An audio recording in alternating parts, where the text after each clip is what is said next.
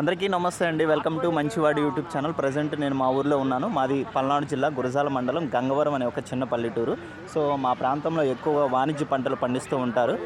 పత్తి, మిరప లాంటి వాణిజ్య పంటలు పండిస్తూ ఉంటారు. సో మిరప కాయలు పండిన తర్వాత ఇలా పొలాల్లో డ్రై చేస్తారనమాట, ఎండబెడతారు.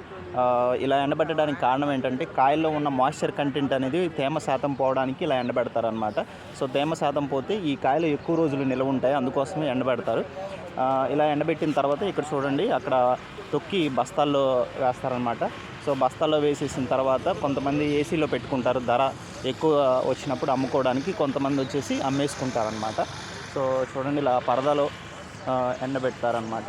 కొంతమంది వచ్చేసి పరదాలు లేకుండానే, అక్కడ చూడండి అక్కడ పరదాలు లేకుండానే ఎండబెడతారు.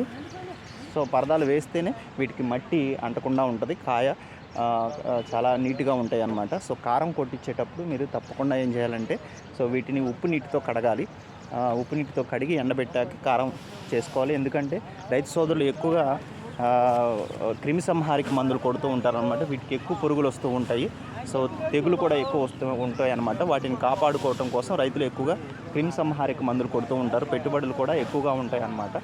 కాబట్టి మీరు కారం కొట్టించేటప్పుడు తప్పకుండా ఉప్పు నీటితో కడిగి ఎండబెట్టుకొని కారం కొట్టించుకోండి, అప్పుడు ఆరోగ్యకరంగా ఉంటుంది అన్నమాట. Thank you all.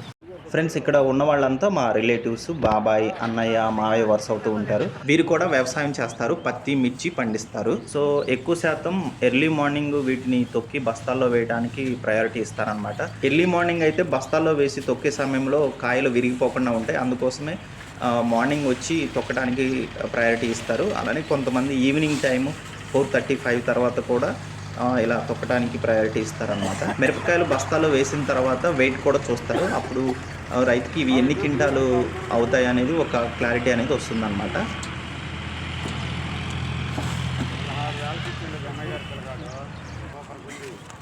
అదే కాయ 19,000 నడిచింది మార్కెట్.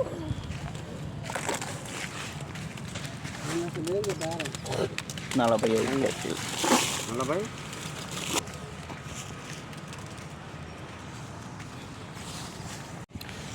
ఇవి తాలుకాయలు అంటారు. సో గ్రేడింగ్ చేసిన తర్వాత వీటిని సపరేట్ చేస్తారనమాట. సో చూడండి, ఇవి తెల్లగా ఉంటాయి, గ్రేడ్ తక్కువ కాస్ట్ ఉంటాయి అన్నమాట. కొంతమంది కల్తీ చేసేవాళ్ళు ఏం చేస్తారంటే వీటిని కూడా కారం కొట్టేసి వాటితో కలిపేస్తారు క్వాంటిటీ పెరగడానికి. చూడండి, ఇవి తెల్లగా ఉంటాయి.